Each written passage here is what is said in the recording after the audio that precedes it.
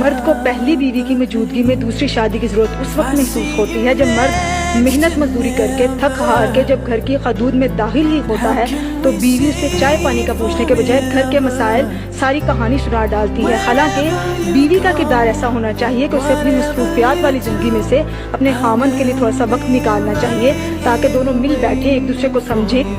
मर्द को पहली बीवी की मौजूदगी में दूसरी शादी की जरूरत उस वक्त महसूस होती है जब मर्द मेहनत मजदूरी करके थक हार के जब घर की हदूद में दाखिल ही होता है तो बीवी उससे चाय पानी का पूछने के बजाय घर के मसाइल सारी कहानी सुना डालती है। हालांकि बीवी का किरदार ऐसा होना चाहिए कि उसे अपनी मसरूफियात वाली जिंदगी में से अपने खामन के लिए थोड़ा सा